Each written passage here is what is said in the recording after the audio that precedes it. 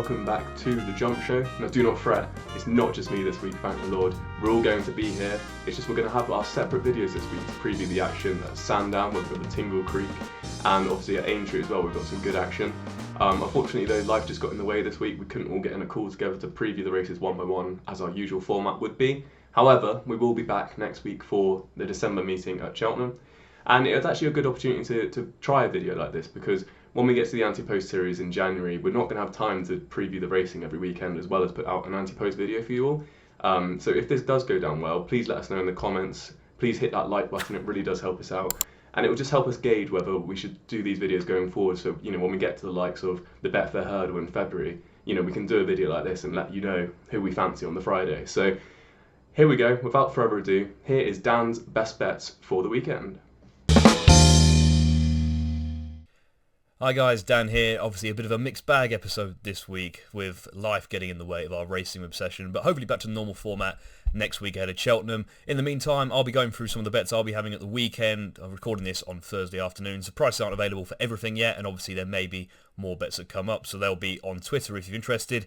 I'll be at Sandown on the Saturday, and to be honest, I think it's quite a tough betting card. The only one that appeals at the minute is in the London National, the last race, and that's Fontaine Collonges. I think Jake actually put her up when she didn't run at Haydock a couple of weeks ago, the race she won last year, which was a bit odd, but the premise remains the same. She goes very well fresh. Obviously, Venetia's horses go very well fresh. Since October, her horse's first time out of a 33% strike rate, which is obviously very impressive. The form of that win worked out very well. Much she didn't kick on.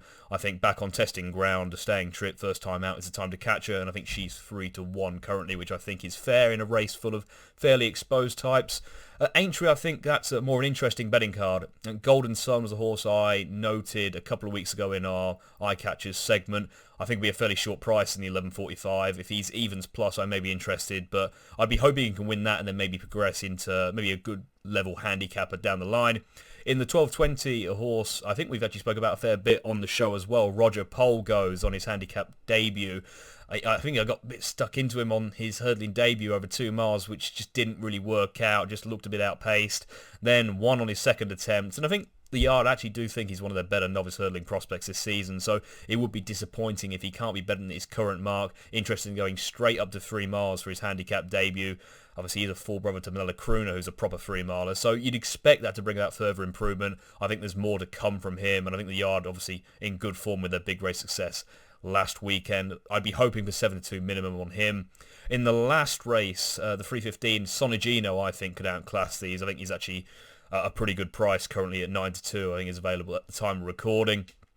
I think they're just determined to land in a decent handicap hurdle with him before sending him chasing. Travelled like the winner in the Silver Trophy when Paul Nicholls was just needing the run.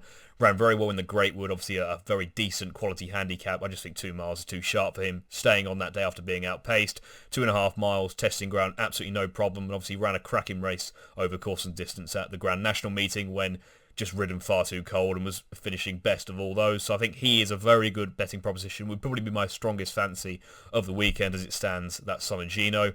Over to Chepstow now. We're really going around the houses. The 2.12 Pimlico Point for Kerry Lee. Really liked his chasing debut when second at Exeter. Thought that looked a really strong race at the time. He pulled clear of a horse called Wise Guy of Nicky Henderson's in the Mike Bite colours. A few very decent types in behind as well. So I expect that to work out well. Still lightly raced. And if you go back to his maiden hurdle win, which actually came at Chepstow, he beat Autonomous Cloud and Super Survivor, and they're rated 135 and 131 respectively. I think Pimlico Point can also be a 130 plus horse, especially over fences, and he's off 1-2-1 here. I'd be hoping for 7-2 in a decent enough race, but a race I think he's capable of winning.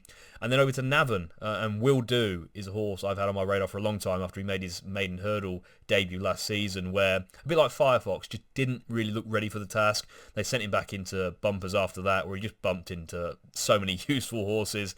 I think it was the likes of Factor File, Western Diego, Tully Hill, ran behind all of them, got off the mark, I think, on the 4th attempt eventually. I mean, his hurdling debut actually, the form of that worked out well. He's behind Monbeg Park, finished ahead of Seabank Bistro. Just looked a work in progress. Won a couple of 3-mile novice hurdles this season. Looks a proper stayer. I think this test will really suit him. He's clearly the choice of Jack Kennedy as well, given that Gordon Elliott has a few in here. I think that's good to know as well. And I think 128 is a workable mark. I'd be hoping for around 6-1. With considering the size of the field there, he'd be a solid each way option. So that's it as it stands. Obviously, we'll be back next week, hopefully in the usual format, and good luck with your bets this weekend. Hey everyone, something slightly different on the Jump Show this week. Some quick fire tips from all of us, starting with myself, and I'm going to go on Friday first up to Sandown. It's a cracking weekend of action. I'm kicking off in the Grade 2 Novices Hurdle with Insurrection. I was at Exeter the day that he won last time out for Paul Nicholls, and it was most impressive. He really hit the line very well indeed, and beat a horse called Diamond Ree that afternoon, who is extremely highly regarded by the Tizard team. That one won its bumper last season in a hack canter at Warwick, but had no answers to Insurrection from the front that day, and I think he can step up in grade, take it in his stride for the Nicholls and Cobden team. Now moving on to Saturday at Sandown as well, I'm completely bypassing Aintree. Nothing really takes my fancy that much at the northern track, but I do like a lot of the stuff that's going on a fantastic card at Esher. Obviously going to steer clear of Constitution Hill, but others that I do like, kicking off the 12:40 of the Temps Network Handicap Hurdle with Hititi. He was a real revelation last season, kept on winning, rising up the handicap at a rate of knots, and returned last time out with a very encouraging fourth in a similar race to this one at Newbury. He made quite a strong challenge, coming towards the start to the middle of the home straight, and just petered out his efforts a little bit in the closing stages. With that run behind him, I think he'll strip a lot fitter this afternoon on Saturday, and I think Hititi will be very hard to beat. I see him as being one of the more progressive handicappers this season, and hopefully he can continue his way up the handicap ranks. Later on the card, I'm going to go to the Betfair Henry VIII Novices Chase. This is one of the Grade 1s on the card, and it's a bit of an interesting renewal. I wouldn't say it's a top-class renewal, but it's fascinating nonetheless.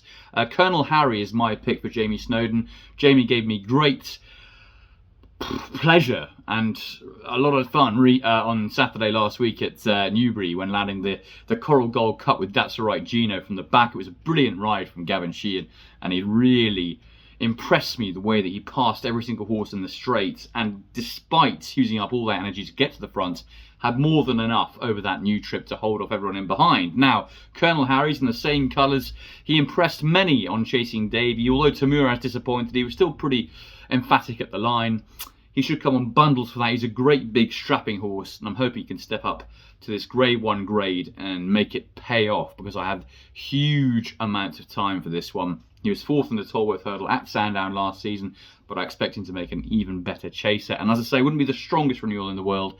I think you can see off JPR1, who looks like being perhaps his biggest danger.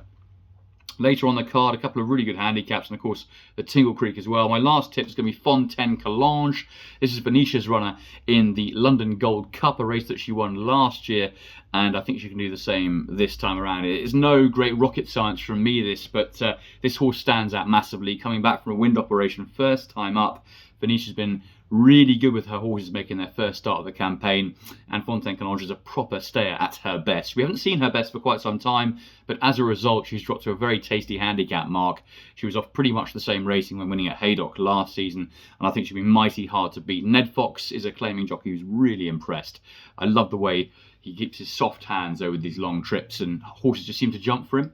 And I think he can partner Fontaine Calange to a nice victory on Saturday. I'm going to be there at Sandown, and so will Dan Overall. So if you do see us, please do come and say hello.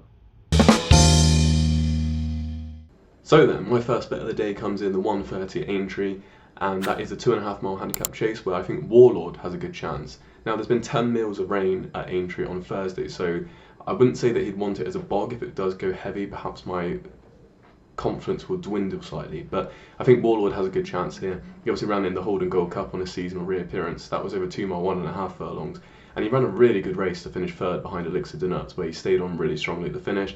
Obviously, Elixir de Nuts has gone on at Newbury to boost that form quite nicely. He actually finds himself off a £1 lower mark here, off 144, because he was racing out of a handicap at Exeter. And Harry Cobden now jumps back aboard, so I think he'll have a good chance as long as it doesn't get too heavy. A horse, conversely, who would love it to get heavy, however, in the 3:15 at Aintree, the 2.5 mile handicap hurdle, is Holmes St George for the Crawford team. He's obviously in the double green of Simon Munir and Isaac Swade, and he's a horse who's been tried over all sorts of trips. He's run over 2, he's run over 2.5, and the last day he even ran over 3, where he probably didn't quite get home. It was a good run nonetheless in third place, but stepping back in trip to 2.5, I think here is going to suit. First time up seems to be the way to get in, because when he was fresh last season at Musselburgh over 2 miles, he beat WizKid by 13 lengths. WizKid's now rated 127, so clearly that was a great performance. He's off a mark of 125 here, which I think is fair.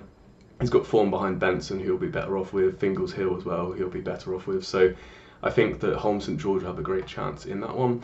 And then if we move down to Sandown, I think there's some good races. Obviously, they've got the Grade 1s, which we mention on the show a lot of the time. Grade 1s are very hard to find good angles in terms of betting. However, there are some nice handicaps too. We've got the 2 mile handicap hurdle.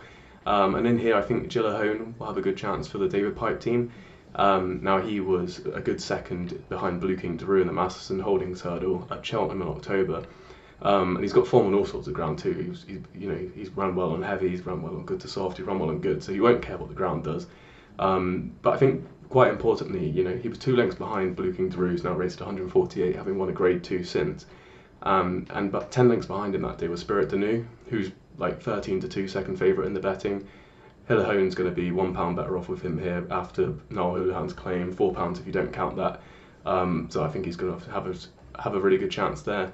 And then in the finale, as all the lads have said, we've got the podcast nap, Fontaine Collonges in the London National. Surely she's got a great chance first time up. She's got to prove that she stays 3 mile 4.5 furlongs, which will be the issue. However, she won over 3 mile 1.5 furlong first time up last season at Haydock. Obviously that was a really good performance off a mark of 132. She's only £1 higher here, 133. First time up hopefully will be the angle with her. And Ned Fox jumps aboard this time to take off a very useful £5 as well. So I think she's got a great chance in that race. And then if we just head elsewhere on Saturday, the 107 at Navan is the Navan Novice Hurdle, a Grade 2 event. And I think that Slade Steele is going to have a brilliant chance here. And I think he can springboard onto Grade 1s afterwards. He's got to beat Stella Story, who's would be a good scalp to get. But if he does that, I think he really announces himself as a Ballymore contender, and I'm really looking forward to seeing his next start for Henry de Bromhead. And then finally, in the 212 at Chepstow, we've got a 3 mile Novices Limited Handicap Chase, and it's a horse I mentioned on the show a couple of weeks back, Pimlico Point. He makes his return 19 days after Exeter, where he was a good second to Wise Guy.